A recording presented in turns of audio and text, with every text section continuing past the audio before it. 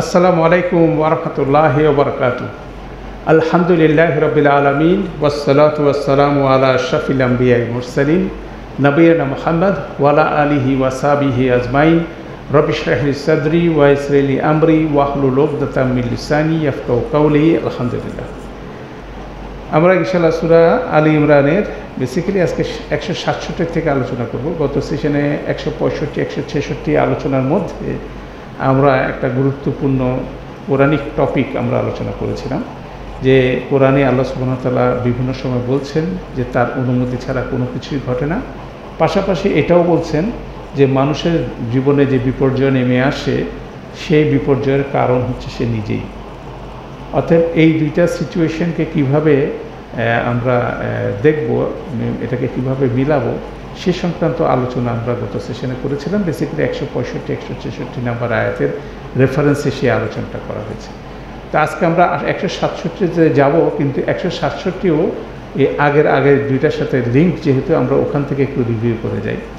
সেখানে ওহুদের যুদ্ধের প্রেক্ষাপটে আল্লাহ বলছেন, বেসিক্যালি এখানে আর একটু স্মরণ করা দরকার যে ওহুদের যুদ্ধের পোস্ট ব্যাটেল কমেন্ট্রি, যুদ্ধ পরবর্তী পরিস্থিতির উপরে, যুদ্ধের উপরে আল্লাহ সুবহানাহু ওয়া তাআলা দীর্ঘ 60টা আয়াত, বলতে পারেন 121 থেকে 180 নম্বর আয়াত পর্যন্ত এই সাবজেক্টের উপরেই আল্লাহ বর্ণনা করছেন।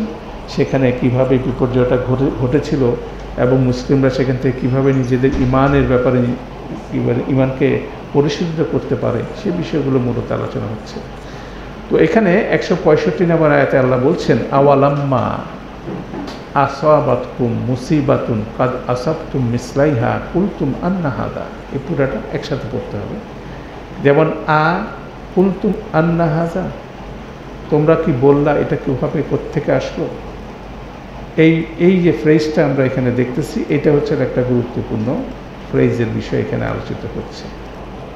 এই আয়াতে বেসিক্যালি পড়ার সময় আমাদের এই বেসিক্যালি যে আমাদের প্রশ্নবোধক হরফটা আছে সেটাকে কুলতুম আন্না হাদা, কি তোমরা বললে কিভাবে এটা, কখন বললা কিভাবে এটা, লাম্মা যখন আসাবাতকুম মুসিবাতুন, যখন তোমাদের উপর মুসিবত আপতিত হলো উহুদের ময়দানে। তারপর আল্লাহ বললেন কাদ আসাবতুম মিসলাইহা, অথচ ইতিপূর্বে তোমরা দুইবার তাদের উপরে আপতিত হয়েছিলে। দ্যাট মিনস তাদের উপর দুইবার প্রাধান্য বিস্তার করেছিলে। কথাটা হচ্ছিল, মুফাসসিররা দুইভাবে বর্ণনা করছেন এটাকে। একটা বর্ণনা হচ্ছে এর আগে বেসিক্যালি বদরের যুদ্ধে একবার আধিপত্য বিস্তার করেছিল মুসলিমরা মুশরিকদের উপরে, দ্বিতীয়বার আধিপত্য বিস্তার করেছিল উহুদের যুদ্ধের প্রথম ভাগে। এটা এক ধরনের মুফাসসিরদের আলোচনা। আরেক ধরনের মুফাসসিরদের আলোচনা বলছেন, আরেকটা অপিনিয়ন হচ্ছিল যে বদরের যুদ্ধে 70 জন নিহত হয়েছিল মুশরিকদের এবং 70 জনকে বন্দী করা হয়েছিল। সেখানে মিসলাইহা দুইবার ওইভাবে বর্ণনা করা আছে। যাই হোক, মুসলিমরা একটা জয়ের স্বাদ পাওয়ার পরে তাদের উপরে যখন মুসিবত আপতিত হলো তখন বলল আন্না হাজা, এটা কোত্থেকে। তখন আল্লাহ সুবহানাহু ওয়া তাআলা রাসূল সাল্লাল্লাহু আলাইহি ওয়াসাল্লামকে বলতে বললেন, কুল হুয়া মিন ইনদি আনফুসিকুম, এটা তোমাদের কারণেই ঘটেছে। তো তোমাদের কারণে কী জন্য ঘটেছে সেটা আমরা অলরেডি আলোচনা করেছি, যে মুসলিমরা যখন রাসূলুল্লাহ সাল্লাল্লাহু আলাইহি ওয়াসাল্লামের আদেশ প্রতিপালন করে নাই তখনই বেসিক্যালি বিপর্যয়টা নেমে আসছে। ইন্নাল্লাহা আলা কুল্লি শাইইন কাদির, আল্লাহ বলছে সব কিছুর উপর আল্লাহ সব কিছুর উপর ক্ষমতাবান। মানে যে এত কিছু যা কিছু ঘটছে মনে হচ্ছে মুসলিমরা এখানে পরিস্থিতি মুসলিমদের বিপরীতে যাচ্ছে, তারপরেও বিষয়টা হচ্ছিল সব কিছু আল্লাহ কন্ট্রোলের মধ্যে আছে সব কিছুর উপরে। এটাও একটা ইমানের একটা স্টেটমেন্ট কোরআন মাজিদে আমরা সবসময় পাবো, ইন্নাল্লাহা আলা কুল্লি শাইইন কাদির ওয়াল্লাহু আলা কুল্লি শাইইন কাদির। আমরা এই স্টেটমেন্টটা পাবো। তাহলে এইভাবে কম্পোজিশনটা হওয়ার পরের আয়াতে 166 আল্লাহ বলছেন, ওয়ামা আসাবাকুম ইয়াউমাল তাকাল জামাআনে বিইজনিল্লাহ, সেই দিন যে দুইটা দল পরস্পর সম্মুখীন হচ্ছে, দ্যাট মিনস এটাকে বলছে ইয়াউমাল তাকাল জামাআনে। এটা হচ্ছে ফ্রেজ, মানে হচ্ছিল উহুদের যুদ্ধের দিন যা কিছু আপতিত হয়েছে তোমাদের উপরে সেটা আল্লাহর অনুমতিক্রমে এসেছিল। দ্যাট মিনস ওখানে আল্লাহর অনুমতি ছিল। মুসলিমরা যে বিপর্যয়ের সম্মুখীন হয়েছে সেটা আল্লাহর অনুমতির সময় ছিল। এবং কেন আল্লাহ অনুমতি দিলেন সেখানেই এই আয়াতের শেষের থেকে এটা বর্ণনা করলেন, ওয়ালি ইয়ালামাল মুমিনিনা, যাতে করে আল্লাহ মুমিনদেরকে চিনে নিতে পারেন। আল্লাহ অলরেডি চিনেন, কিন্তু মুমিনদের এটা এমন একটা ফ্রেজ, মানে মুমিনদেরকে আল্লাহ যাতে টেস্ট পরীক্ষা করতে পারেন। দ্যাট মিনস কারা ইমানকে সেদিন সমুন্নত রাখতে পারছিল সেই করে, এবং এই কনসেপ্টটা আগেও বর্ণিত হয়েছে। এটা বেশি বলা যায় যে রিপিটেটিভলি সেকেন্ড টাইম এখানে বলা হচ্ছে, সেখানে এটা সামারি হিসাবে যে বিষয়টা খুব গুরুত্বপূর্ণ মুসলিমদের মনে রাখা।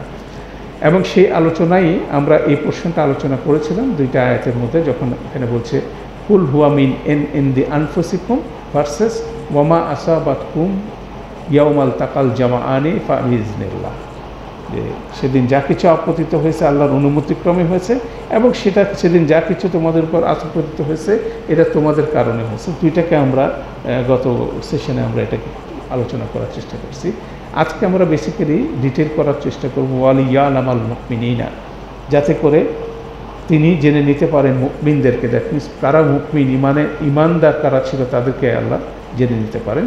এবং পরের আয়াতে বলতেছেন ওয়ালিয়ালামাল্লাযিনা নাফাকু, এবং কারা নিফাকের মধ্যে নিমজ্জিত ছিল, দ্যাট মিনস কারা সেদিন মুনাফিকি আচরণ করেছিল, সেটা যাতে আল্লাহ টেস্ট করতে পারেন, সেটা প্রকাশিত করতে পারেন। সেই জন্যই আল্লাহ সুবহানাহু ওয়া তাআলা এই কঠিন পরিস্থিতির মধ্যে মুসলিমদেরকে ফেলেছিলেন, সেটা আল্লাহ এখানে স্পষ্ট করে বর্ণনা করছেন। এবং আমরা জানি যে এটার প্যারালাল বর্ণনা এর আগে ছিল, সেটাকেও আমরা গত সেশনে একটু আলোচনা করার চেষ্টা করছি, সেটা আমরা দেখে নিই। আমরা যখন প্যারালাল করছিলাম তখন এখানে যেমন বলা হচ্ছিল মা আসাবাতকুম ইয়াউমাল তাকাল জামাআনি ফাবিইজনিল্লাহ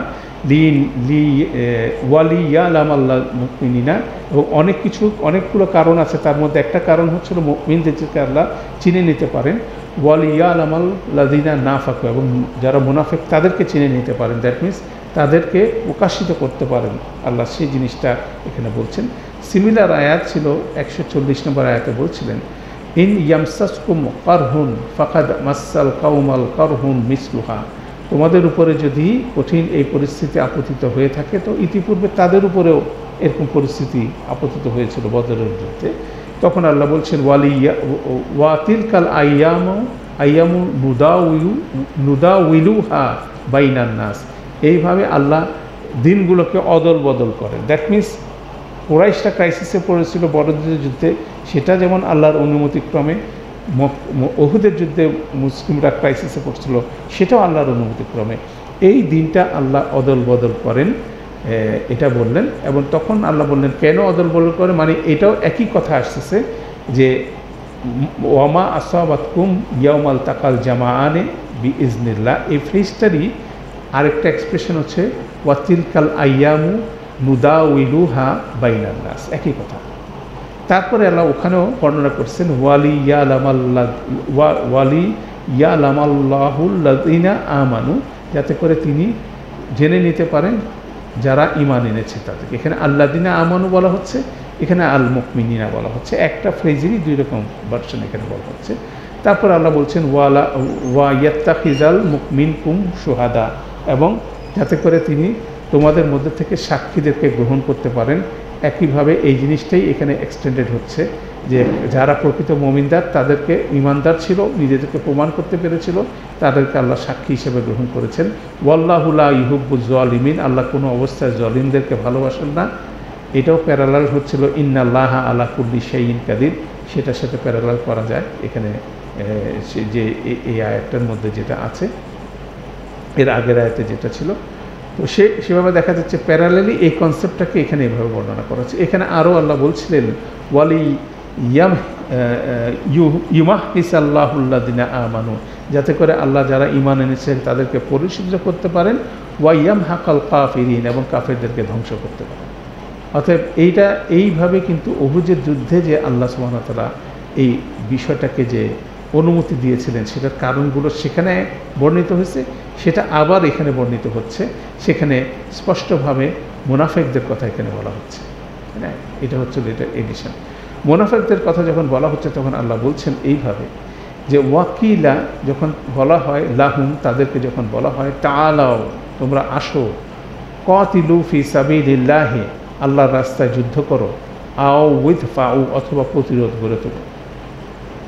দ্যাট মিনস এটাকে আবদুল্লাহ ইবনে উবাই নেতৃত্বে যখন 300 জন উহুদের যুদ্ধ থেকে বেড়ে যাচ্ছিল, তখন বেসিক্যালি তাদেরকে বলা হয়েছিল যে তোমরা আল্লাহর রাস্তায় যুদ্ধ করো এবং যদি এটা করতে না চাও অন্তত এসে দাঁড়ালে তো আমাদের সংখ্যাটা বেশি দেখা যায়। কারণ হচ্ছিল তারা ছিল 3000, মুসলিমরা ছিল 1000, তার মধ্যে যদি 300 চলে যায় তাহলে তাদেরকে 700 দেখা যাচ্ছে, তারা সাইকোলজিক্যালি পজিশনটা তাদের লুজ হচ্ছে। অথবা তারা যদি যুদ্ধের ব্যাপারে একমত না হয়, কিন্তু এই যুদ্ধে যদি কুরাইশরা আধিপত্য বিস্তার করে সেটার মন্দ প্রভাব তো তাদের উপরেও আসবে, তো নিজেদের প্রতিরোধ করার জন্য হলো তাদেরকে যুদ্ধে আসা। অতএব সবভাবে তাদেরকে যখন বলা হলো যে ওয়াকিল আলাহুম তাআলাউ কাতিলু ফি সাবিলিল্লাহি আও ইদফাউ, কলু তারা বলেছিল লাউ যদি না আলামু কিতালান লাত্তাবানাকুম, যদি আমরা জানতাম যে যুদ্ধ হবে তাহলে অবশ্যই তোমাদের অনুসরণ করতাম। এইটা ফ্রেজটা নিয়ে মুফাসসিরদের অনেকগুলো কথা আছে, সেটা আমরা এখন বলার চেষ্টা করি। প্রথমে যেটা বলা হচ্ছিল যে কলু লাউ না আলামু কিতালান লানাত্তাবানাকুম, যদি আমরা জানতাম যে যুদ্ধ হবে তাহলে কি করতাম, আমরা তোমাদের অনুগত্য করি। এই কথাটার পিছনে অনেকগুলো 3 থেকে 4 রকম রিফ্লেকশন আছে। তাদের বক্তব্য, প্রথম বক্তব্য হচ্ছিল যে এই কথার পিছনে যে কথাটা তারা বলার চেষ্টা করছে এটা তো একটা তাদের সমস্যা, আমাদের তো সমস্যা না। এরা মুহাজির যারা আসছে মক্কা থেকে আসছে তাদের সাথে তাদের সমস্যা, তা আমরা মদিনাবাসী কেন এটাতে ইনভলভ হব? এটা আমাদের, তারা যদি এখন যুদ্ধক্ষেত্রে এক হয়ে এসে আমাদেরকে যদি আমাদের বিরুদ্ধে যায়, সমস্ত ধরনের বক্র চিন্তা তারা এটার মধ্যে ঢুকানোর চেষ্টা করে। সেই জন্য বলো যদি যুদ্ধ হতো তাহলে আমাদেরকে পাইতো, দ্যাট মিনস যুদ্ধ না, এটা হচ্ছিল গেইম, এটা হচ্ছে বক্র চিন্তার মানে পজিশন থেকে তারা বলছে। তারপরে আরেকটা থট হচ্ছিল এরকম, তারা বলার চেষ্টা করতেছে তো এটা কিভাবে যুদ্ধ, তারা 3000 আমরা 1000, আমরা কি এই যুদ্ধে জয়লাভ করবো? তাহলে এই যুদ্ধে যাওয়াটা তো যথাযথ হচ্ছে না। সেটা হচ্ছে second thinking position of third position হচ্ছিল তারা বলছে আমরা যদি যুদ্ধ করতে জানতাম তাহলে আমরা যুদ্ধ করতাম, কারণ এইভাবে খোলা ময়দানে আমরা কোনদিন যুদ্ধ করি নাই। সেই জন্য তো আমরা বলছিলাম যে মদিনার ভিতর থেকে প্রতিরোধ গড়ে তোলো, তোমরা তো আমাদের কথা শুনে না। অতএব সেই কথাটাও কিন্তু এখানে আসছে। অতএব এইভাবে মুফাসসিররা বলছে দ্যাট মিনস তারা যুদ্ধের ব্যাপারে একটা নেগেটিভ ইমোশন তাদের মধ্যে বিভিন্নভাবে তৈরি করছে। একটা হচ্ছিল বক্রচিন্তার মাধ্যমে, একটা হচ্ছিল নিজেদের ইনঅ্যাবিলিটির কথা, সার্বিকভাবে যুদ্ধে তারা পরাজিত হবে, অতএব এটা হচ্ছিল সুইসাইডাল গেইম, অতএব এই যুদ্ধে অবতীর্ণ হওয়া কোনো মানে হয় না। এই ধরনের নেগেটিভ যত রকম রিজনিং এবং ইমোশনস আছে সবগুলো তারা এই একটা কথার মধ্যে বলছে না আলামু কিতালাত্তাবানাকুম, যদি আমরা জানতাম যুদ্ধ হবে তাহলে আমরা তোমাদেরকে অনুসরণ করতাম। তখন আল্লাহ একটা কমেন্ট করলেন, হুম তারা ছিল লিল কুফরি ইয়াউমা ইজিন আকবারু মিনহুমুল লিল ঈমান, সেদিন তারা ঈমানের চেয়ে কুফরের দিকে বেশি তারা ঝুঁকেছিল। দ্যাট মিনস সেখানে তো তারা নিজেদেরকে মুসলিম হিসাবে তো দাবি করত, তারা তো রাসূলুল্লাহ সাল্লাল্লাহু আলাইহি ওয়াসাল্লামের সাথে সালাত আদায় করত, তারপরে তারা সেদিন কি সেই জায়গা থেকে বিচ্যুত হলো কি জন্য? তাদের সেদিন পজিশনটা ছিল কুফরের দিকে বেশি ঈমানের চেয়ে। অতএব সেই একটা মুনাফিকদের যে স্ট্যাটাস, এই জিনিসটা এখানে এভাবে বর্ণনা হলো। খুব ইন্টারেস্টিং ফ্রেজ এটা। না সূরা মুনাফিকুনে যদি আপনি যান সেখানে 3 নম্বর আয়াতে একই রকম এক্সপ্রেশন আছে। সেটা যদি আমরা পড়ি সেখানে বলা হচ্ছে ইফতাখাযু আইমানাহুম যুনদান ওয়াসাদ্দু আন সাবিলিল্লাহি, তারা তাদের শপথগুলোকে আবরণী স্বরূপ গ্রহণ করে যাতে তারা আল্লাহর পথ থেকে ফিরিয়ে রাখতে পারে। এই কথাটা দেখেন, ইন্নাহুম সাআ মা কানু ইয়ামালুন, এবং নিঃসন্দেহে তারা যা করে চলে তা কতই না মন্দ। পরের আয়াতে আল্লাহ বলছেন যালিকা বিআন্নাহুম, এটা এই কারণে যে আমানু তারা ঈমান আনে সুম্মা কাফার, ঈমান আনে কুফর করে, এই যে টেন্ডেন্সি মুনাফিকের মধ্যে। তারপরে আল্লাহ বলছেন ফাতুবিয়া আলা কুলুবিহিম, তারপরে তাদের হার্টগুলোকে কি সিল হয়ে যায়, এটা খতাম আল্লাহু আলা কুলুবিহিমের মতো তাদের হার্টগুলো সিল হয়ে যায়। ওয়াহুম লা ইয়াফকাহুন, তারা সেটা বুঝতে পারে। দ্যাট মিনস তারা ঈমানের মধ্যে কিছুক্ষণ থাকে, কুফরের মধ্যে থাকে। সেই জিনিসটাই এখানে আল্লাহ বর্ণনা করছে, হুম লিল কুফরি ইয়াউমা ইজিন আকবারু মিনহুম লিল ঈমান, তাদের এই আচরণটা ছিল মোর অন কুফরের মধ্যে ঈমানের দিক থেকে। তারপরে ইয়াকুলুনা, তারা বলে বি আফওয়াহিহিম, তাদের মুখ দিয়ে যেটা বলে, মা লাইসা ফি কুলুবিহিম, তাদের অন্তরে সেটা নাই। মুখে যেটা বলে অন্তরের সাথে কি সেই জিনিসটা নেই। এটা মুনাফিকি আচরণের কমন একটা, সেই জিনিসটা কিন্তু আল্লাহ এক্সপ্রেসলি বলতেছেন ওয়াল্লাহু আলামু বিমা ইয়াকতুমুন, এবং আল্লাহ জানে তারা কি লুকাচ্ছে। এটাও কিন্তু একটা ইন্টারেস্টিং ফ্রেজ, যে আমরা সবসময় কাউকে মুনাফিক টাইটেল দেওয়া এটা আমাদের কোনো, আমরা দিতে পারি না। একজন আমরা বুঝতে পারলেও এটা আমাদের দেওয়া আমাদের কাজ না, এটা হচ্ছে কার কাজ? এটা আল্লাহর কাজ। অতএব এবং সেই জিনিসটাই কিন্তু কন্টিনিউয়াসলি মাদানী জীবনে রাসূলুল্লাহ সাল্লাল্লাহু আলাইহি ওয়াসাল্লামের সাথে মুনাফিকদের যখন ইন্টারাকশন হচ্ছে, তাদেরকে সরাসরি মুনাফিকের বিষয়গুলো কিন্তু এভাবে তারা বলে না, কিন্তু কোরআনের আয়াত নাযিল হচ্ছে, তাদের ভিতরকার সেই বিষয়গুলো কি হচ্ছে? এক্সপোজ হচ্ছে। এই আয়াতগুলো হচ্ছে সেই গুচ্ছ আয়াত। আল্লাহ পরিষ্কার করে বলছেন ইয়াকুলুনা বি আফওয়াহিহিম মা লাইসা ফি কুলুবিহিম, তাদের অন্তরের মধ্যে যা লুকায়িত আছে সেটা তাদের কি, তাদের মুখের মধ্যে নাই, মুখে যেটা আছে তাদের অন্তরে নাই। অতএব সেইভাবেই মুনাফিকদেরকে আল্লাহ এখানে এইভাবে এই আয়াতের মধ্যে বর্ণনা করলেন। কেন আল্লাহ বলছেন যে লিয়ালাম আল্লাযিনা নাফাকু, যাতে করে তিনি জানতে পারেন কারা মুনাফিক। তা মুনাফিকের আচরণ বাকি আয়াত দিয়ে কি সেই জিনিসটাই বেসিক্যালি সেদিন বর্ণনা করা হয়েছে, যে মুনাফিকরা কী ধরনের আচরণ সেদিন করেছিল। এটাই মূলত 167। তাহলে দেখা যাচ্ছে যে আমরা দুইটা কারণ বললেন এখানে, একটা হচ্ছে মুমিনদেরকে চিনে নিতে পারেন, মুনাফিকদেরকে চিনে নিতে পারেন, দ্যাট মিনস মুমিনদেরকে এক্সপোজ করতে পারেন, কীভাবে ঈমান এনে যুদ্ধক্ষেত্রে শহীদ হতে হয় সেটা যেমন এক্সপোজ হয়েছিল, ঠিক একইভাবে মুনাফিকি বিষয়গুলো মানুষের মধ্যে কীভাবে কাজ করছিল সেই জিনিসগুলো এক্সপোজ হয়েছিল। এবং এটার বিপরীতে কী হলো, মানুষ নিজেদেরকে পরিশীলিত করতে পেরেছিল। দ্যাট মিনস যারা মুনাফিকি আচরণ করছে অনেকেই ফিরে এসেছিল এবং অনেকে ফিরতে পারেনি, এবং প্রকৃত ইমানদাররা কীভাবে সেদিন রোল প্লে করছে সেটা রোল মডেল হয়ে গেল। এবং এগুলো কিন্তু পরবর্তীতে মুসলিমদের পরিশোধনের জন্য একটা গুরুত্বপূর্ণ এক্সাম্পল হয়েছিল। এবং এটার ফলশ্রুতিতেই আমরা বলছিলাম যে পরবর্তী যতগুলো কনফ্লিক্ট সিচুয়েশন এসেছিল সবগুলোতে মুসলিমদের এই সমস্যা হয় নাই। তারা নিজেদের মধ্যেকার মুনাফিকি আচরণগুলোকে পরাভূত করে ইমানকে তারা সমুন্নত রাখতে পেরেছিল। এটাই হলো, এই জন্যই উহুদের যুদ্ধের এই ডিটেল কমেন্ট্রিটা কিন্তু খুব গুরুত্বপূর্ণ এটার মাধ্যমে। সেই জন্য গত সেকশনে যখন আমরা আলোচনা করছিলাম এগুলো বলার পর আল্লাহ বললেন ওয়ালি ইউমাহহিসাল্লাহুল্লাযিনা আমানু ওয়া ইয়ামহাকুল কাফিরিন, যাতে করে আল্লাহ যারা ঈমান আনছে তাদেরকে পরিশোধিত করতে পারেন, আর যারা কুফর করতেছে তাদেরকে ধ্বংস করতে পারেন। দ্যাট মিনস মুনাফিকির মধ্যে যারা অটল থাকতেছে তো বেসিক্যালি তারা কুফর করতেছে। এটাও কিন্তু ইন্টারেস্টিং বিষয়, এই বিষয়টাই কিন্তু গুরুত্বপূর্ণ। যারা কুফরের মধ্যে, মুনাফিকি আচরণের মধ্যে নিমজ্জিত, তারা বেসিক্যালি কুফর করতেছে, সেটাই এক্সপোজ হচ্ছে পরের আয়াতে। আমরা সেটা দেখব যে 168-এ যখন আসব তখন আমরা দেখতেছি এখানে বলা হচ্ছে আল্লাযিনা ক্বালু লিইখওয়ানিহিম, সেই মুনাফিকদেরকে ফার্দার এক্সটেনশন করতেছে। কারা? এই মুনাফিকদেরকে বর্ণনা করেছে যারা তাদের ভাইদেরকে বলে ওয়াকাদু, এবং তারা তারা বসে থাকে। দ্যাট মিনস এই গ্রুপকে বলা হচ্ছে মদিনার মধ্যে সবাই যুদ্ধক্ষেত্রে যায় না, বিশাল পরিমাণ মানুষ কিন্তু যুদ্ধ থেকে নিজেদেরকে বিরত রাখছে। আপনি যদি চিন্তা করেন 1000 জন মানুষ কি মুসলিম কি ওখানে মদিনায় ছিল? সেখানে আরও অনেক মুসলিম পরিবার ছিল, মুসলিমরা ছিল, সবাই কিন্তু যুদ্ধে যায়নি। যুদ্ধে না যেয়ে কী করেছিল? তারা তাদের ভাইদেরকে, তাদের পরিজনকে, পরিবার পরিজন, বন্ধুবান্ধবকে বলছে যে যাওয়ার দরকার নেই, তুমি না গেলেও আরও লোক আছে যাবে। কমন একটা চিন্তাভাবনা ছিল।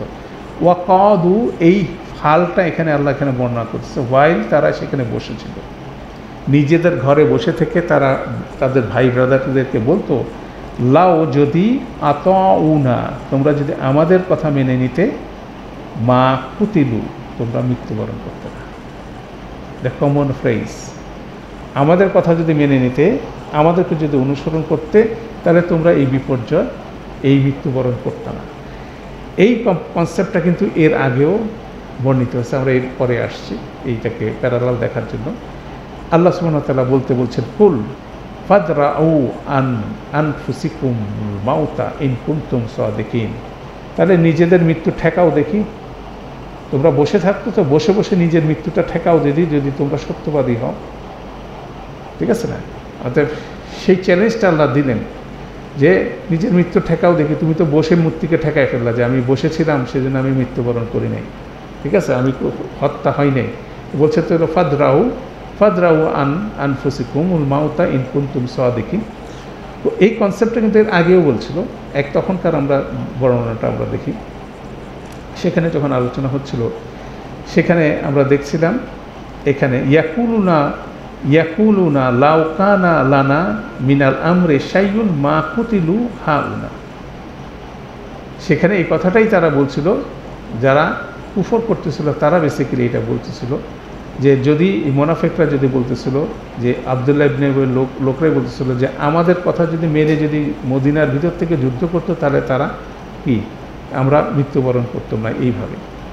তখন আল্লাহ বলতেছিলেন এভাবে, কুল বলো, লাউ কুনতুম ফি বুয়ুতিকুম, যদি তোমরা তোমাদের বাড়ির মধ্যেও বসে থাকো, লা অবশ্যই বারাজাল্লাযিনা কুতিবা আলাইহিমুল কাতলু ইলা মাদাজিইহিম, যে যদি তোমরা নিজেদের বাড়ির মধ্যেও বসে থাকো, যখন মৃত্যু আসবে তখন মৃত্যুর জায়গায় তোমরা অবশ্যই কি হাজির হয়ে যাবে, মানে মৃত্যুটা নির্ধারিত, সেখানে তাদের কোনো ডিসিশনের কোনো কিছু নাই, তাই না? অর্থাৎ সেইভাবে কিন্তু এই একই কনসেপ্টটাকে এখানে আল্লাহ বর্ণনা করছিলেন যে কথাটা তারা বলছিল যে তারা যদি আমাদের সাথে থাকতো, বসে থাকতো, তারা তখন সেই বিষয়টা সেই বর্ণনাটাও কিন্তু এখানে আছে, ঠিক আছে? সেখানে বলা হচ্ছিল যে যেমন ধরেন এখানে বলা হচ্ছে আল্লাহ ইয়া আইয়ুহাল্লাযিনা আমানু লা তাকুনু কাল্লাযিনা কাফারু, হে যারা ঈমান এনেছো, যারা তাদের মতো কথা বলো না যারা কুফর করেছে। কুফর করে কি বলছিল? ওয়াকালু লি ইখওয়ানিহিম, তারা তাদের ভাইদেরকে বলেছিল ইদা দরাবু ফিল আরদি আও কানু গুজদান, যদি তোমরা দুনিয়াতে ভ্রমণে বেরো অথবা তোমরা যুদ্ধক্ষেত্রে নিজেদেরকে নিয়োজিত করো, লাউকানু ইন্দানা মা তু ওয়া কুতিবু, যদি তোমরা এগুলো না করে যদি আমাদের সাথে থাকতো তাহলে মৃত্যুবরণ করতে না হত্যা হতে হবে। এই কথাটা কিন্তু কারা বলছে? কাল্লাযিনা কাফারু, যারা কুফর করছে তাদের কথা হচ্ছে এটা, যে তারা যখন ব্যবসায়িক সফরে যাচ্ছে, তারা যখন যুদ্ধক্ষেত্রে যাচ্ছে, তখন তাদেরকে বলছে এগুলো যদি না করে যদি আমাদের সাথে থাকতা, আমাদের মতো বসে থাকতা, তাহলে কি তোমরা মৃত্যুবরণও করতে না, তোমরা নিহত হতো না। এই যে কনসেপ্টটা এখানে বলা হচ্ছে সেই জিনিসটাই বেসিক্যালি আগে বলছিল কারা? কুফর করছিল, এখন এটা কারা বলতেছে? মুনাফিকরা বলছে। দ্যাট মিনস এই কনসেপ্টের উপরে যারা অটল থাকে তারাই বেসিক্যালি কুফর করতেছে। এটা কুফরের কাজ, কেন আল্লাহর অনুমতি ছাড়া কারো মৃত্যু ঘটে না। মৃত্যুটা নির্ধারিত এবং সেটা যার যেখানে হবে সেখানে লেখা রাখা আছে সে জিনিসটাই, সেটাই আমরা দেখতেছি। আল্লাযিনা ক্বালু লি ইখওয়ানিহিম ওয়া ক্বাদু লাউ আতাউনা মা কুতিলু, যদি আমাদের কথা মানতা তাহলে তোমরা। তো এই কনসেপ্টটা সে সাথে সাথে আল্লাহ চ্যালেঞ্জ করতেছে, কুল ফাদরাউ আনফুসিকুমুল মাউতা ইন কুনতুম সাদিকিন, নিজের মৃত্যু ঠেকাও দেখি যদি তোমরা সত্য কথা বলে থাকো। তাহলে এটাও কিন্তু একটা ঈমানি একটা গুরুত্বপূর্ণ স্ট্যান্ডিং, যে জায়গার থেকে সেদিকে উহুদের যুদ্ধে যারা মুসলিম ছিলেন অনেকে বিচ্যুত হয়ে গেছিলেন। সেই জন্য রাসূলুল্লাহ সাল্লাল্লাহু আলাইহি ওয়াসাল্লাম তখন সবাইকে ডাকছিল যে তোমরা আমার দিকে আসো, সেটা না শুনে কি তারা সেখান থেকে পলায়ন করেছে। তাহলে সেরকম কনসেপ্টও কিন্তু আমাদেরই প্রতিনিয়ত আমরা জীবনে কিন্তু সেই জিনিসটা ফেস করি। কেউ যদি মারা যায় তখন আমরা বিভিন্ন রিজন খোঁজার চেষ্টা করি, আমার এই কথার জন্য, ওর এই কাজের জন্য বিভিন্ন রিজন আমরা অ্যাট্রিবিউট করে কি করতে চাই, নিজে হতাশায় ভুগি, আরেকজনকে দোষারোপ করার চেষ্টা করি। এটা কিন্তু কন্টিনিউয়াসলি ঘটে থাকে। কেউ যদি একজন মারা যায় সাথে সাথে এটা কেন মারা গেল, কিভাবে মারা গেল, এইটা নিয়ে খুব গবেষণা চলতে থাকে, তাই না? কিন্তু এই কথাটা মাথায় আসে না যে আল্লাহ তো তার মৃত্যু নির্ধারণ করেছে, তার সময় শেষ, ফিনিশ, সে চলে গেছে।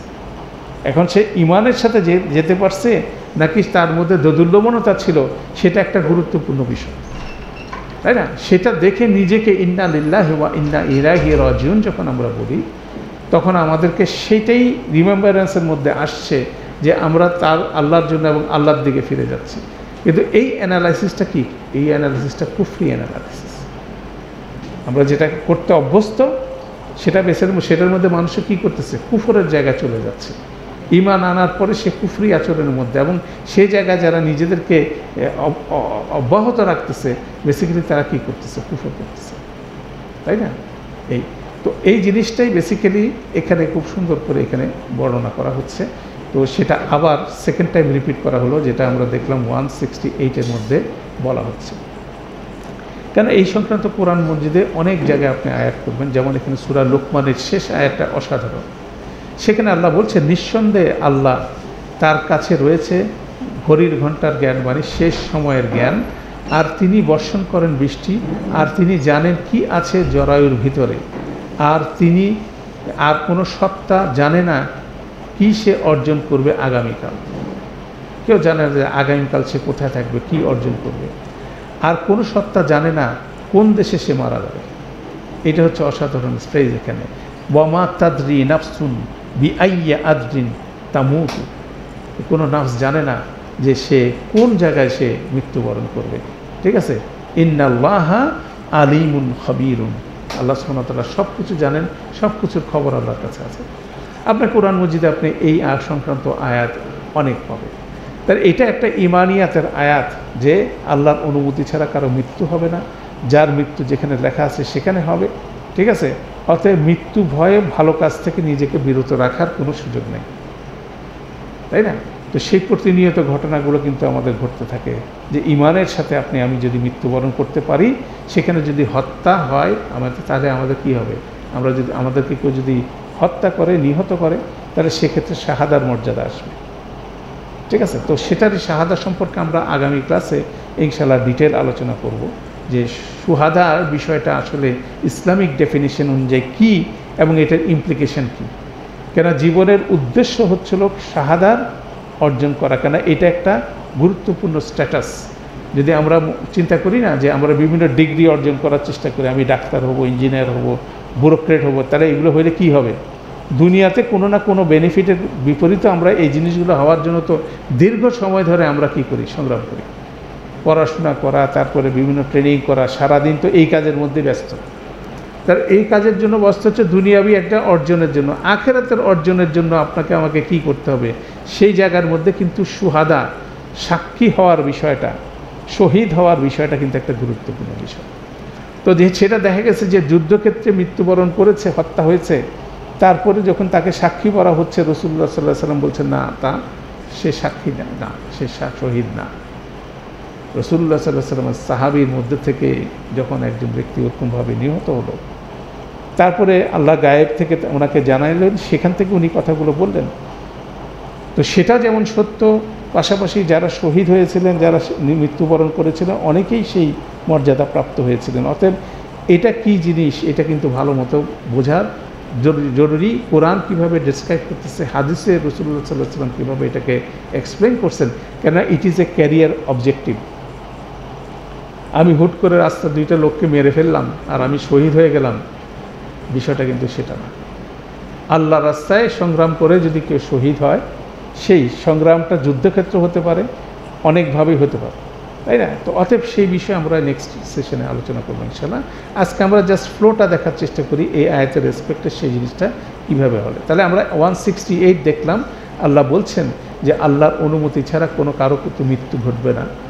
ঠিক আছে, এবং আল্লাহ চ্যালেঞ্জ করতেছেন, যখনই তাদের মধ্যে বক্র চিন্তাটা আসতেছে যে আমাদের সাথে থাকলে তো তোমার মৃত্যু হতো না, তুমি যদি চট্টগ্রামে আজকে না সে যদি না যাইতো তাহলে তো সেইভাবে মারা যেত না। আমরা অনেকেই বলি কেউ মারা গেছে, রোড অ্যাক্সিডেন্টে মারা গেছে, আমার কথাটা শুনলে তো আর এই ঘটনা ঘটতো না। আপনার আমার কথা শোনার উপরে কিছু যায় আসে না। আল্লাহর সিদ্ধান্ত আপনার আমার কথার উপরে নির্ভরশীল না। মৃত্যু এমন একটা জিনিস, মুসিবা এমন একটা জিনিস, সে জিনিসটা আপতিত হবে, সেখানে আপনি দেখবেন দেয়ার আর সাম লজিক্যাল রিলেশন, কিন্তু তার মানে এই না যে ওই কারণে জিনিসটা ঘটছে। আল্লাহ এটার অনুমতি দিচ্ছেন দেখে হয়েছে। এরকম অনেক কাজ আমরা করছি, এভাবে আমরা বেহিসাবে অনেক জায়গায় গেছি, কিন্তু আল্লাহ আমাদের হায়াত রাখছেন, আমরা বেঁচে আসছি। কিন্তু যখনই মৃত্যু নির্ধারিত হচ্ছে, তখন আমি কী করতেছি? মারা যাচ্ছি। এটা হচ্ছে পরিষ্কার এক মৃত্যু সম্পর্কে ধারণা। অতএব মৃত্যুকে ভয় করে আমরা ভালো কাজ থেকে বিরত থাকব, এই কাজটা যাতে আমরা না করি, সেই ইমানিয়াতটা আমাদের মধ্যে আল্লাহ জাগ্রত করে দেন, সেটা সমুন্নত রাখার তৌফিক দান করেন। কেন মৃত্যু যেখানে যার যেখানে হবে, সে সেই জায়গায় মারা যাবে। এই বিষয়ে কোনো সন্দেহ থাকার কোনো সুযোগ নাই, তাই না? অতএব এটা একটা গুরুত্বপূর্ণ ইমানিয়াতের ব্যাপার, যেটা উহুদের ময়দানের সাহাবীরা কি বিচ্যুত হয়ে গেছিলেন, ওইখান থেকে আল্লাহ মানুষকে কী করতেছেন, হেদায়েতের রাস্তা নিয়ে আসছেন। এবার আমরা দেখি, আমাদের হাতে 3টা আয়াত আছে, আমরা জাস্ট ওভারভিউ করবো। 169-এ আসি, ইন্টারেস্টিং আয়াত। আল্লাহ বলছেন, ওয়ালা তাহসাবান্না আল্লাযীনা কুতিলু ফী সাবিলিল্লাহি আমওয়াতান বাল আহইয়াউন ইনদা রাব্বিহিম ইউরযাকুন। কোনো অবস্থাতে তোমরা মনে করো না যারা আল্লাহর রাস্তায় মারা গেছে তারা মৃত, বরং তারা কি জীবিত। ইনদা রাব্বিহিম, যেখানে সেখানে না, তাদের রবের কাছে তারা জীবিত। ইউরযাকুন, তারা রিজিক প্রাপ্ত। এই আয়াতটা খুব ইন্টারেস্টিং আয়াত। এই আয়াতটা সূরা আলী ইমরান এখানে বর্ণনা হচ্ছে, কেননা তারা মৃত্যুকে মনে করতেছে যে আমার কারণে আপনার কারণে মৃত্যু হচ্ছে। মৃত্যুটা আল্লাহ নির্ধারণ করে দিচ্ছেন, সেই মৃত্যুর সময় আপনাকে আমাকে শুহাদা কীভাবে অর্জন করবেন সেটার অপরচুনিটি আল্লাহ উহুদের ময়দানে করে দিয়েছিলেন। সেটাকে যারা সে অপরচুনিটিটা হাতে পেয়ে যারা ছেড়ে দিছে, তাদের ব্যাপারে বলছেন যে যারা মারা গেছে উহুদের ময়দানে আল্লাহর রাস্তায় শহীদ হয়েছেন, তাদেরকে তোমরা মৃত বলো না, কেন তারা মৃত না, তারা জীবিত।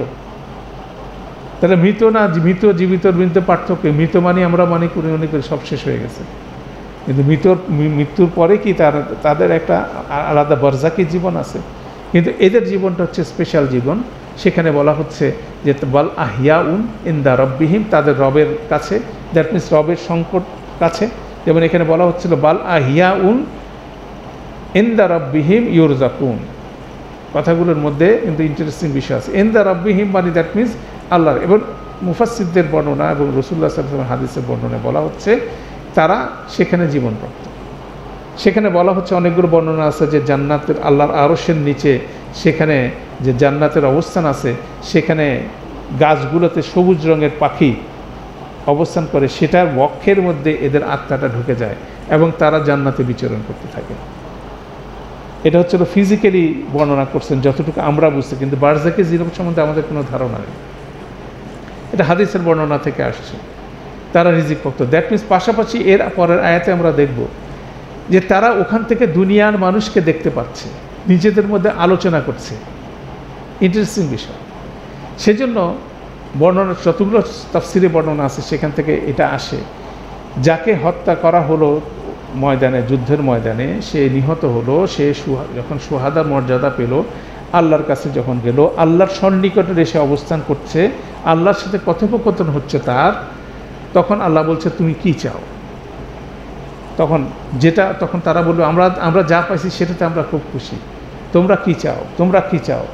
তখন শেষে তারা বলল যে আমাদেরকে আবার দুনিয়াতে পাঠান, আমরা শহীদ হয়ে আবার আপনার কাছে ফিরে যাব। That is their aspiration. এগুলো হচ্ছে হাদিসের মধ্যে বর্ণনাগুলো এভাবে আছে। সেই জন্য এখানে যে বলা হচ্ছে ইউরযাকুন, তারা অন্য 10টা লোকের মতো না, তারা হচ্ছে রিজিক পাত্র, মানে জাস্ট তারা ট্রান্সফার হচ্ছে। তারা এখানে যেমন ভালো অবস্থানে আছে, সেখানে তাদের একটা অবস্থান আছে, সেটা হচ্ছে অনেক মর্যাদাপূর্ণ বিষয়।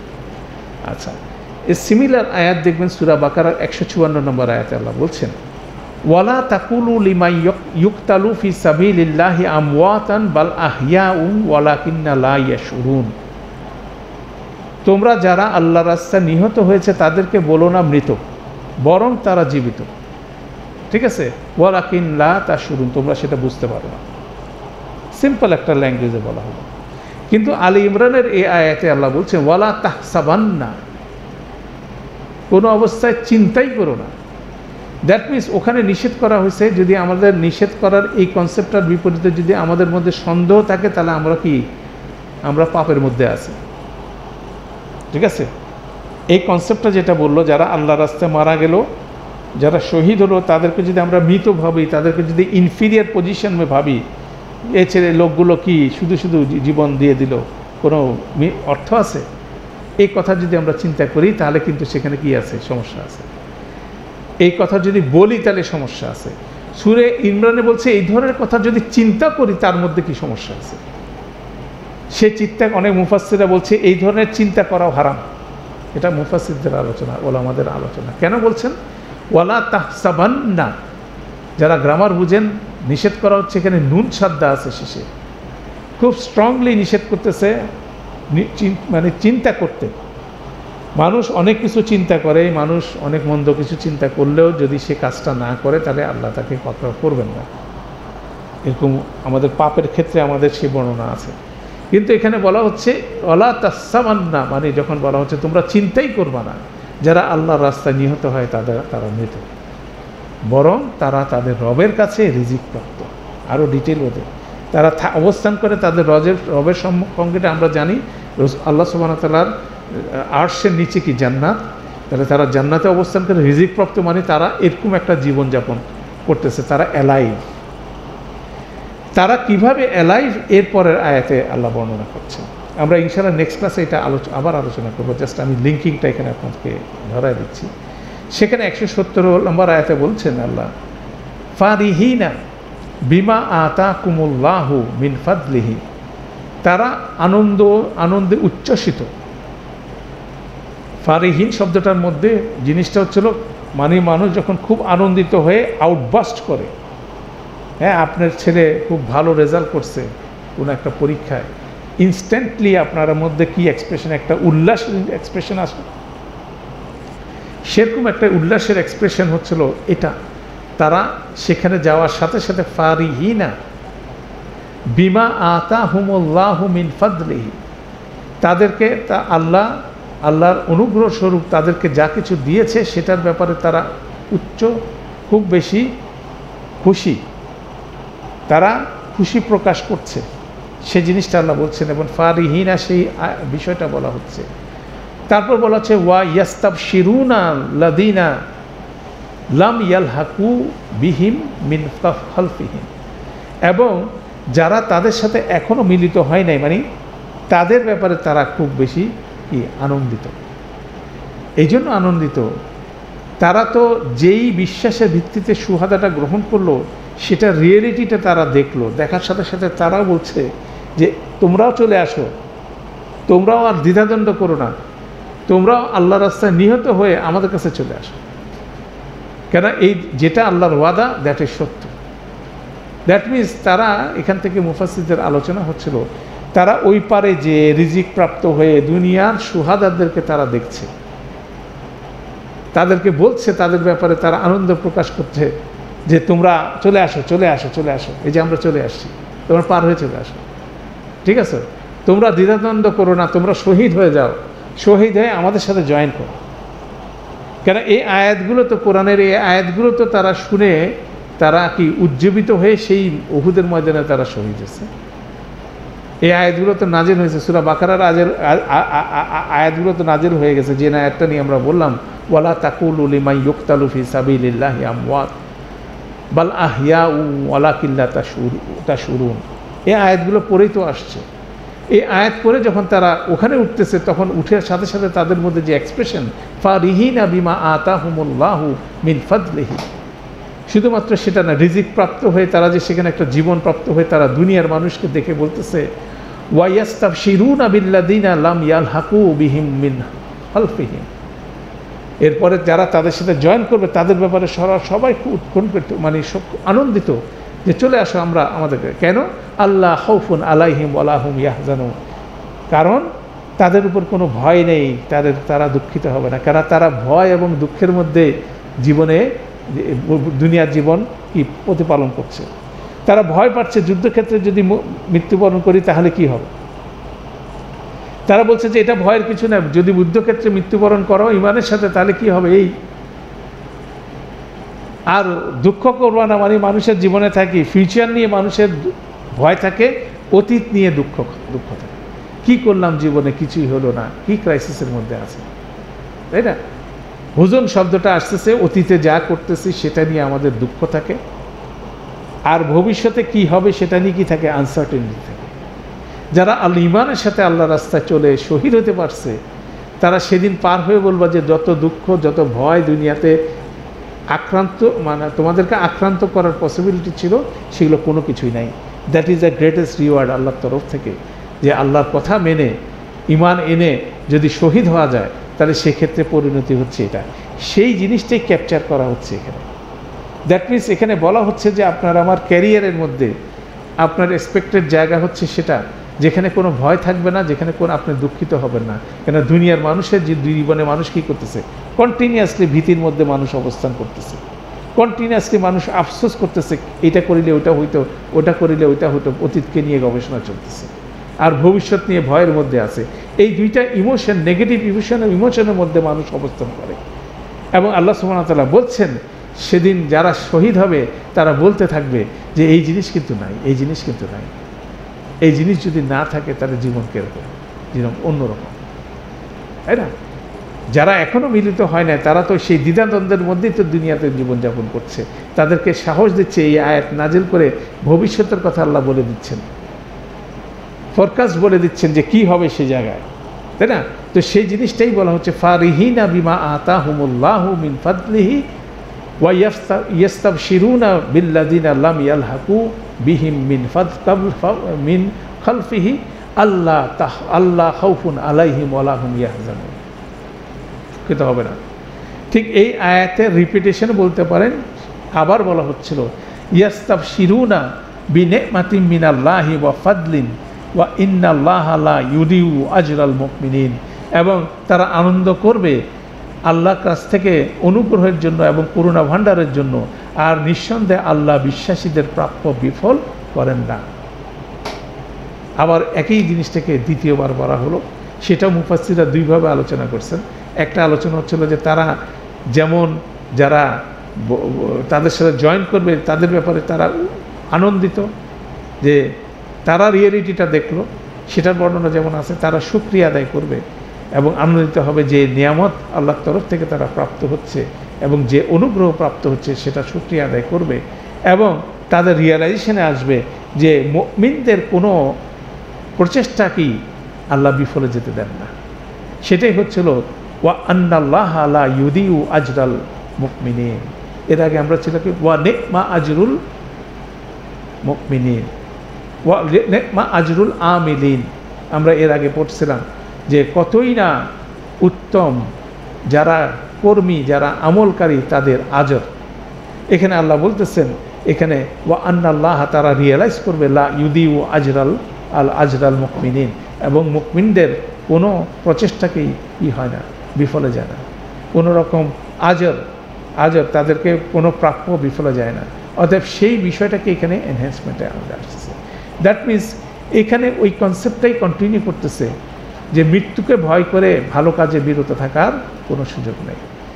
মৃত্যুকে ভয় করে, মৃত্যুর ভয় উপেক্ষা করে যদি আমি ভালো কাজ করতে পারি, তাহলে সেক্ষেত্রে কী হবে, আল্লাহর তরফ থেকে বিশাল রিওয়ার্ড আসবে, সেই গ্যারান্টি এখানে দিচ্ছে। সেই ঈমান নিয়ে যারা যেতে পারে তারা প্রকৃত শুহাদা।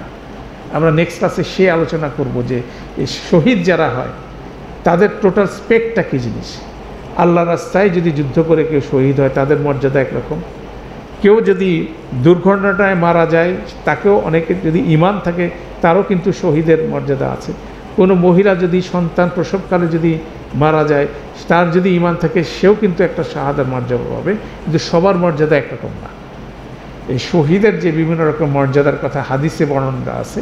এক নম্বর স্টেজে হচ্ছে যারা সরাসরি যুদ্ধক্ষেত্রে যুদ্ধ করে আল্লাহর রাস্তায় নিহত হয়েছে এবং তাদের কি হয় না, তাদের কোনো জানাজা হয় না, তাদের কোনো কাফনের কাপড় পরা হয় না, তাদের কোনো গোসলও হয় না, তারা সরাসরি কবরস্থ হয়। কেন, তারা সেইভাবে তারা সেদিন উত্থিত হবে। আর এর বাইরে অন্য যেসব পদ্ধতির কথা বলা আছে সেই জিনিসগুলোর মধ্যে কি আছে, তাদের সব কিছু হবে, কিন্তু তারা শুহাদার সোয়াব পাবে। এই ধরনের আলোচনা আছে। আমরা সেই ক্যারিয়ার বিষয়টাকে কিন্তু ইনশাআল্লাহ নেক্সট ক্লাস আলোচনা করব। কারণ এটাই বেসিক্যালি ইন্সপায়ার করতেছে মুমিনদেরকে যে দুনিয়াতে যত দুঃখ, দুনিয়াতে যত আশঙ্কা সব দূরীভূত হয়ে যাবে কেউ যদি আল্লাহর রাস্তা কী হতে পারে, শহীদ হতে পারে।